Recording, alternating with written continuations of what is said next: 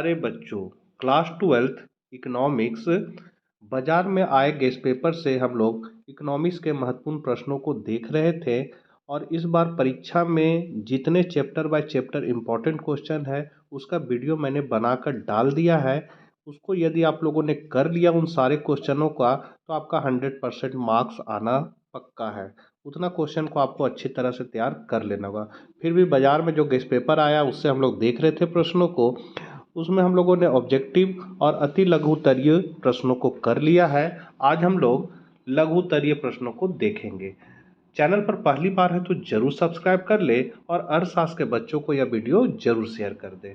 तो 9वां number question है, उत्पादन संभावना वक्र से आप क्या समझते हैं। तो यहाँ जो उत्पादन संभावना वक्र है वह वक्र होता है जो विभिन्न वैकल्पिक उत्पादन संभावनाओं को दर्शाता है जो कि उपलब्ध साधनों एवं उत्पादन की तकनीक के द्वारा उत्पन्न किए जाते हैं।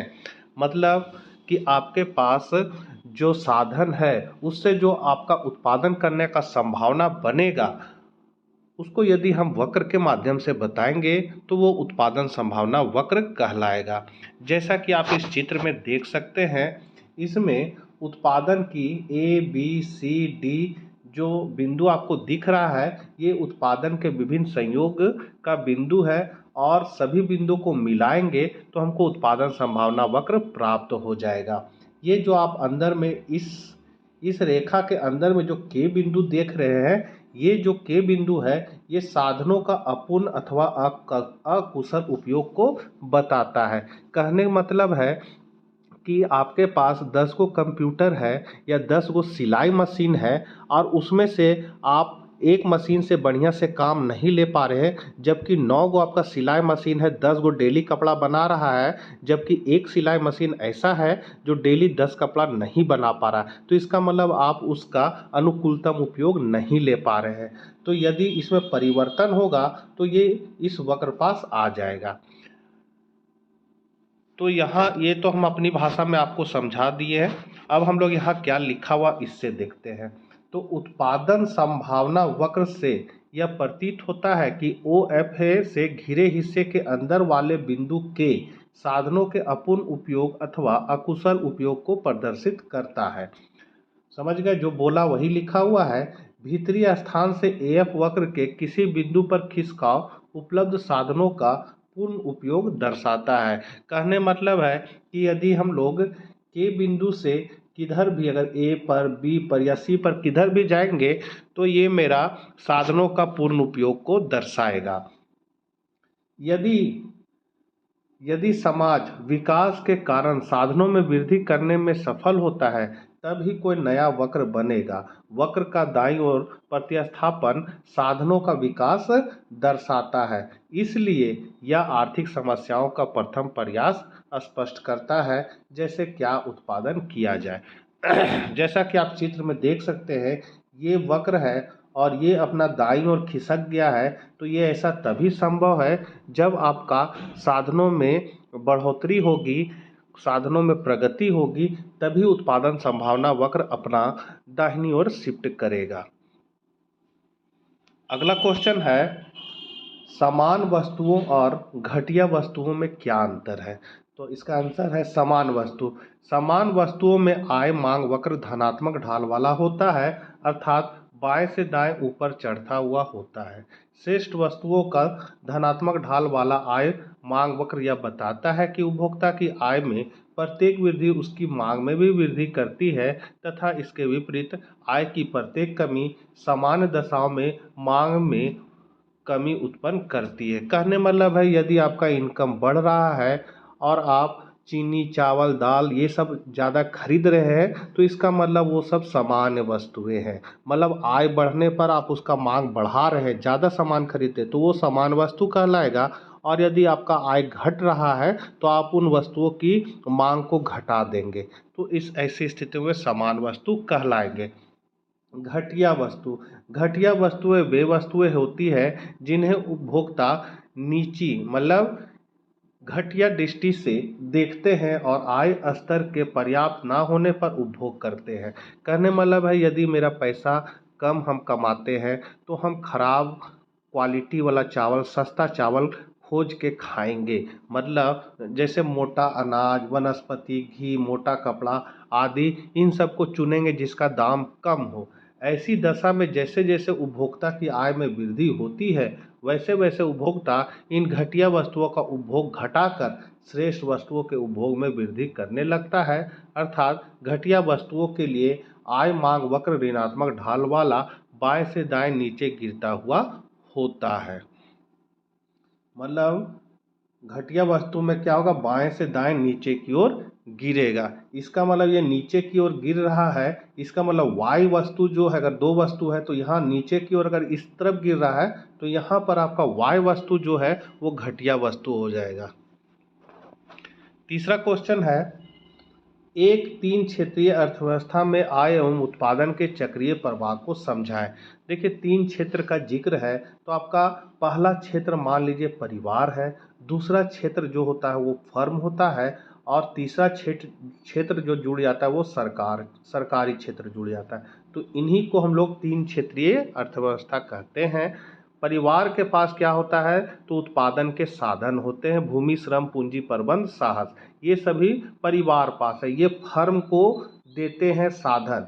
तो फर्म क्या करता है, साधनों का प्रयोग करके उत्पादन करता है और उत्पादन बेचता है किसको, परिवार को। और बदले में जो परिवार है वो जो सामान खरीदता है, वस्तु सेवा खरीदता है, उसके बदले उसको भुगतान करता है। और ये जो पैसा इसको मिलता है तो ये जो उससे साधन उधार लिया था इसके बदले उसको भुगतान करता है, जैसे मजदूरी, लगान, ब्याज, इस रूप में। और सरकार का काम क्या है कि यदि फर्म के पास पैसा कम होता है तो उसको अनुदान देकर सहायता करता है।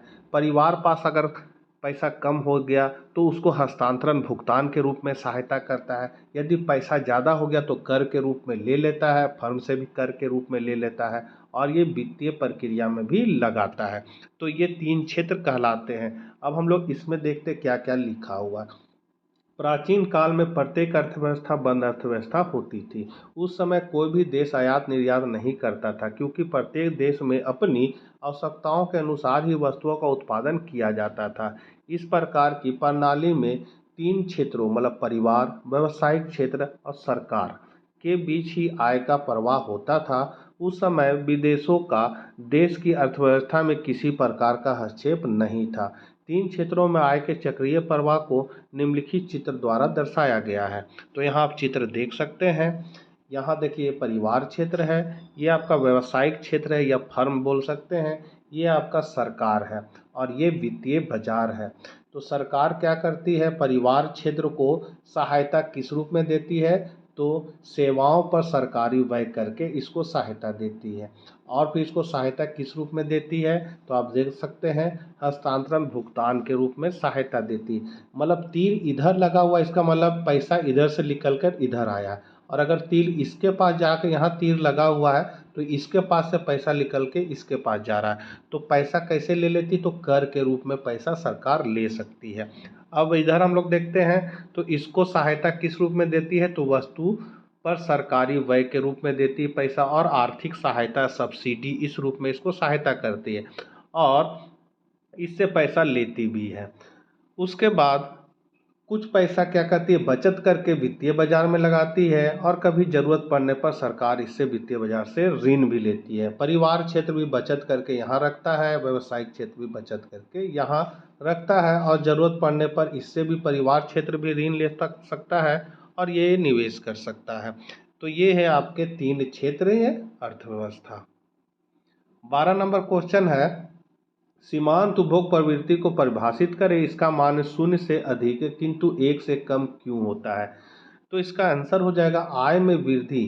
सीमांत उपभोग प्रवृत्ति का आपको परिभाषा बस इस तरह याद कीजिएगा कि सीमांत उपभोग प्रवृत्ति को हम लोग एमपीसी बोलते हैं, और इसका फॉर्मूला होता है डेल्टा सी बटा डेल्टा वाई।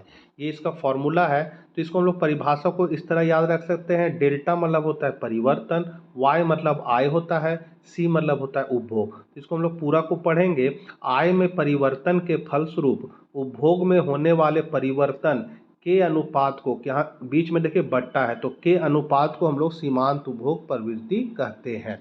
तो इस तरह आप इसका परिभाषा को याद रख सकते हैं। तो आय में वृद्धि का वह भाग जिसे उपभोग पर व्यय किया जाता है सीमांत उपभोग प्रवृत्ति प्रदर्शित करता है। दूसरे शब्दों में सीमांत उपभोग की प्रवृत्ति कुल उपभोग में परिवर्तन और कुल आय में परिवर्तन के अनुपात को व्यक्त करती है। तो यहाँ देख सकते हैं फॉर्मूला MPC बराबर डेल्टा C बटा डेल्टा Y होता है। अब उदाहरण के लिए यदि कुल आय में वृद्धि 100 करोड़ रुपये है तथा उपभोग में वृद्धि 7 करोड़ रुपये है तो MPC क्या हो जाएगा? तो यहाँ हो जाएगा कितना है, आय में कितना वृद्धि हो रहा है तो 10 करोड़, तो 10 नीचे हो जाएगा, क्या डेल्टा Y 10 है और उपभोग में वृद्धि कितना हो रहा है 7 करोड़, तो 7 मतलब उपभोग मतलब C हो जाएगा, तो डेल्टा C 7 हो जाएगा। 10 से इसको भागा देंगे तो 0.7 आपका MPC होगा। अब MPC का मूल हमेशा धनात्मक तथा इकाई से कम होता है, मतलब यह 0 और 1 के बीच होता है। 0 और 1 के बीच होने का मतलब यह है कि अगर उसका 0 हो जाएगा तो इसका मतलब है जो संपूर्ण आय है वो क्या करेगा, खर्च कर देगा। ऐसा संभव नहीं है, उपभोक्ता कुछ भी कमाता है पैसा तो भविष्य के लिए कुछ ना कुछ सुरक्षित रखता है, और एक होने का मतलब है कि जो भी कमाएगा सब पैसा बचा लेगा, तो ऐसा भी नहीं होता है क्योंकि उसको जिंदा रहने के लिए उपभोग तो करना ही होगा। इसीलिए सीमांत उपभोग प्रवृत्ति का जो मान होता है वो 0 और 1 के बीच में होता है। 13 नंबर क्वेश्चन है केंद्रीय बैंक अंतिम ऋणदाता है कथन को स्पष्ट करें। देखिए केंद्रीय बैंक जो है वो बैंकों का बैंक है। Reserve bank of India Bharat का केंद्रीय बैंक है। 1 अप्रैल 1935 को इसकी स्थापना हुई थी और यह क्या करता है, व्यावसायिक बैंकों को ऋण देता है। व्यावसायिक बैंक आपको जितना भी बैंक नज़र आता है अपने आसपास सभी व्यावसायिक बैंक है, और इन बैंकों को यदि पैसा का ज़रूरत होता है तो वो रिजर्व बैंक से या केंद्रीय बैंक से पैसा उधार लेते हैं, और केंद्रीय बैंक इनको पैसा जो है वो बैंक दर के रूप में देते हैं, और व्यावसायिक बैंक जो है वो बैंक दर पर पैसा लेकर व्यापारी लोग को ब्याज दर पर पैसा देते हैं। तो यदि किसी को आम आदमी को पैसा का ज़रूरत होता है तो वो व्यावसायिक बैंक से मांगेगा, और व्यावसायिक बैंक पास पैसा नहीं है तो वो केंद्रीय बैंक से मांगता है। तो अंतिम ऋणदाता कौन हो जाएगा, केंद्रीय बैंक हो जाएगा। तो ये अपनी भाषा में मैंने बताया है। अब यहाँ क्या लिखा हुआ है इसको देख लेते हैं। अंतिम ऋणदाता के रूप में केंद्रीय बैंक व्यावसायिक बैंकों की प्रमाणित प्रतिभूतियों पर पुनः बट्टे की सुविधा प्रदान करके इन्हें वित्तीय सहायता प्रदान करता है। इसका अर्थ है कि केंद्रीय बैंक व्यावसायिक बैंकों को निम्न 2 प्रकार के ऋण देकर वित्तीय सहायता प्रदान करता है। इसका अर्थ है कि केंद्रीय बैंक व्यावसायिक बैंक को निम्न 2 प्रकार के ऋण देकर वित्तीय संकटों से बचाता है। पहला, व्यावसायिक बैंकों की प्रमाणित प्रतिभूतियों तथा विनिमय पत्रों को पुनः बट्टा लगाकर, और दूसरा है उनको प्रतिभूतियों के प्रति ऋण देकर। 14 नंबर क्वेश्चन है विदेशी मुद्रा की मांग एवं पूर्ति के 3 स्रोत बताएं। तो एक देश निम्नलिखित कार्यों के लिए विदेशी मुद्रा मांग करता है, मतलब मुद्रा की मांग और पूर्ति के 3 स्रोत बताना। तो सबसे पहले यहाँ 3 गो उसका मांग का स्रोत है और फिर 3 गो यहाँ नीचे पूर्ति का स्रोत है। तो मांग क्यों किया जाता है विदेशी मुद्रा का, तो आयात का भुगतान करने के लिए दृश्य एवं अदृश्य सभी मदें शामिल की जाती है। दृश्य मतलब हो गया जिसको हम लोग देख सकते हैं, जैसे मशीन आया तो उसको हम लोग देख सकते हैं, ये दृश्य मद हो गया। और अगर कोई इंजीनियर आया तो इंजीनियर की सेवा को हम लोग देख नहीं सकते तो वो अदृश्य मदें कहलाएगा। फिर है विदेशी अल्पकालीन ऋणों का भुगतान करने के लिए, और तीसरा विदेशी दीर्घकालीन ऋणों का भुगतान करने के लिए एक लेखा वर्ष की अवधि में एक देश को समस्त लेनदारियों के बदले जितनी मुद्रा प्राप्त होती है उसे विदेशी मुद्रा की पूर्ति कहते हैं। यहाँ से आपका विदेशी मुद्रा की पूर्ति आ गया। अब एक देश निम्नलिखित कार्यों के लिए विदेशी मुद्रा की पूर्ति करता है। काहे करता है, तो निर्यात में दृश्य एवं अदृश्य सभी मदें शामिल की जाती है, विदेशों द्वारा देश में निवेश के लिए और विदेशों से प्राप्त भुगतान के लिए। 15 है साधन के घटते प्रतिफल के नियम को समझाएं। तो साधन का घटता प्रतिफल मतलब होता है ये पैमाने के प्रतिफल से ये क्वेश्चन को लिया गया है। पैमाने के प्रतिफल मतलब 3 तरह का नियम होता है, पैमाने का वृद्धिमान प्रतिफल, पैमाने का स्थिर प्रतिफल और पैमाने का ह्रासमान प्रतिफल, और उसी को हम लोग घटते प्रतिफल भी बोल सकते हैं। मतलब ह्रासमान प्रतिफल को घटते प्रतिफल कहते हैं। इसका मतलब है कि जिस अनुपात में हम साधन को बढ़ाएंगे उससे कम अनुपात में यदि उत्पादन बढ़ रहा है तो ये पैमाने का घटते प्रतिफल को बताता है। अब किताबी भाषा में देख लेते क्या है, तो जिस पैमाने में उत्पादन के साधन बढ़ाया जाता है यदि उससे कम अनुपात में उत्पादन बढ़े तो उसे पैमाने का ह्रासमान या घटते हुए प्रतिफल की संज्ञा दी जाती है। जैसे यदि साधन को 10% बढ़ाया जाता है तथा उत्पादन जब 7% से बढ़ता है तो ऐसी स्थिति को पैमाने के घटते प्रतिफल की संज्ञा दी जाती है। क्योंकि देखिए यहाँ 10 बढ़ा रहा है, 7 बढ़ रहा है, मतलब इससे कम बढ़ रहा है तो ये घटते प्रतिफल को बताएगा। जब सभी साधनों को एक ही अनुपात में बढ़ाया जाता है लेकिन उत्पादन में कम अनुपात में वृद्धि होती है तो उत्पादन की प्रक्रिया में घटता हुआ प्रतिफल लागू होता है। 16 क्वेश्चन है, राजकोषीय घाटा क्या होता है, इसके क्या प्रभाव होते हैं। तो जब सरकार का कुल व्यय उसकी कुल राजस्व प्राप्तियों तथा उधार रहित पूंजी प्राप्तियों से अधिक होती है तो इसे राजकोषीय घाटा कहते हैं। यहाँ यह ध्यान रखना आवश्यक है कि राजकोषीय घाटे में उधार को शामिल नहीं किया जाता है जो पूंजी प्राप्तियों का एक घटक है। इस प्रकार तो इसका राजकोषीय घाटा फॉर्मूला है, राजकोषीय घाटा बराबर कुल व्यय माइनस उधार रहित कुल प्राप्तियां। वास्तव में राजकोषीय घाटा सरकार की ऋण संबंधी आवश्यकताओं को व्यक्त करता है। सरकार के लिए राजकोषीय घाटों को पूरा करने का एकमात्र विकल्प ऋण या उधार लेना होता है, परंतु इससे सरकार और अर्थव्यवस्था के लिए कई समस्याएं उत्पन्न होती है। राजकोषीय घाटा अधिक होने पर सरकार द्वारा लिए गए ऋणों की मात्रा बढ़ती है, भविष्य में ब्याज अदायगी और ऋणों की वापसी की समस्या कठिन हो जाती है और सरकार की देनदारियां बढ़ती जाती, जिसके फलस्वरूप राजकोषीय घाटा और बढ़ता है और यह एक दुष्चक्र का रूप धारण कर लेता है। बच्चों, वीडियो बहुत लंबा हो जा रहा है और आपको नींद भी आने लगेगा मेरी बातों को सुनते सुनते, तो नेक्स्ट वीडियो में हम लोग गेस्ट पेपर के मॉडल सेट 1 का दीर्घ उत्तरीय प्रश्नों को देखेंगे। तब तक लिए आज्ञा दीजिए। चैनल पर पहली बार है तो सब्सक्राइब कर ले, मित्रों को वीडियो जरूर शेयर करें। जय हिंद, जय भारत।